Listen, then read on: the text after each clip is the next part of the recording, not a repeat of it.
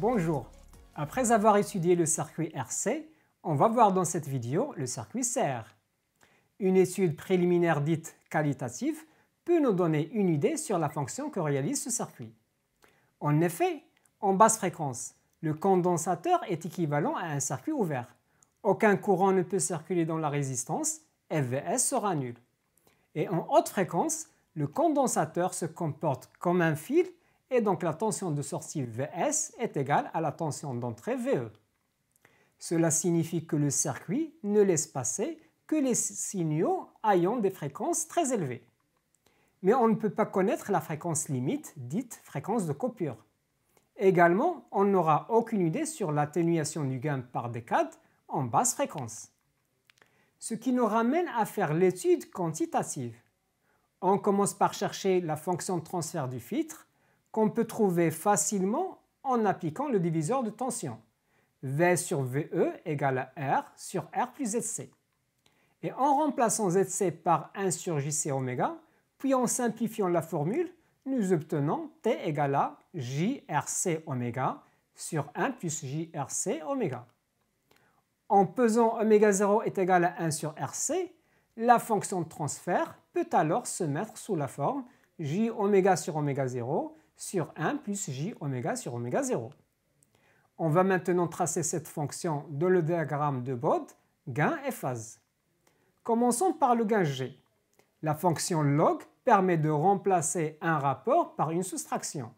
Donc G peut s'écrire 20 log décimal du module de J oméga sur oméga 0 moins 20 log décimal du module de 1 plus J oméga sur oméga 0.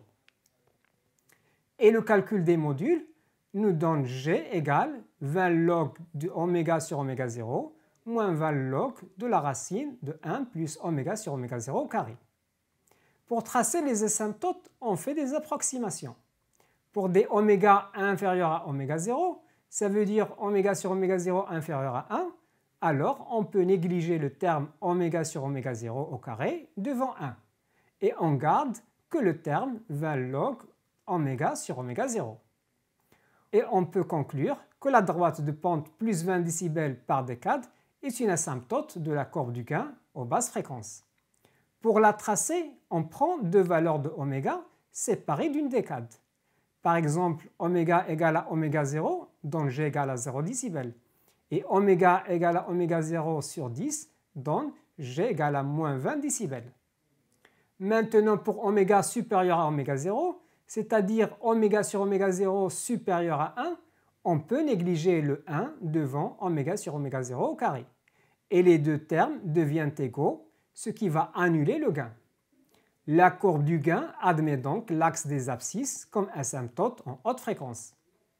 La valeur du gain au point particulier oméga 0 prend la valeur moins 3 décibels. À partir de ces asymptotes, on trace la courbe réelle du gain en passant par le point oméga 0 moins 3 décibels qui est bien la pulsation de coupure. Une autre méthode pour tracer le diagramme de Bode de cette fonction est d'exprimer la fonction de transfert T sous la forme de produit de deux fonctions élémentaires T1 et T2. Le log décimal intervenant dans la définition du gain transforme le produit des modules T1 et T2 en une somme. Ainsi, le diagramme asymptotique G peut être construit en traçant séparément celui de G1 et celui de G2, puis faire la somme des courbes. En effet, G1 est une droite de pente 20 décibels par décade et G2 représente le gain de la fonction de transfert d'un passe-bas dont on avait déjà déterminé les asymptotes. La somme graphique de ces asymptotes donne le diagramme asymptotique du gain G. Pour oméga inférieur à oméga 0, la somme d'une pente de plus 20 décibels et de la droite de valeur nulle donne la même droite de pente plus 20 décibels par décade. Et pour oméga supérieur à oméga 0, la somme de ces deux droites opposées donne la droite nulle. Ainsi, on obtient les asymptotes de notre fonction G et la courbe réelle. Passons au tracé de la courbe de phase. On peut écrire argument de J oméga sur oméga 0 sur 1 plus J oméga sur oméga 0 égale à l'argument de J oméga sur oméga 0 moins l'argument de 1 plus J oméga sur oméga 0.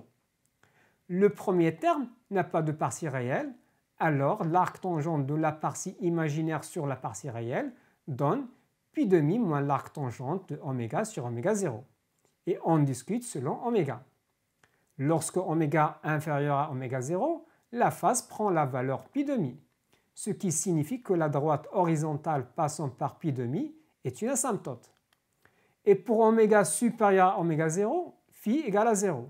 Et l'axe des abscisses est une asymptote. Pour oméga égale à oméga 0, la phase égale à pi sur 4 et nous traçons la courbe réelle de la phase à partir de ces asymptotes en passant par le point oméga 0 pi sur 4. Le diagramme de Bode final, qui est l'association des courbes de gain et de phase, permet de visualiser le comportement fréquentiel du filtre CR et de conclure sur sa nature. Il s'agit bien d'un filtre passe-haut de bande passante égale à oméga 0 infini. On pourra dorénavant étudier la réponse fréquentielle des circuits plus complexes à partir du diagramme de Bode. Ça sera l'objet de la vidéo suivante. À bientôt!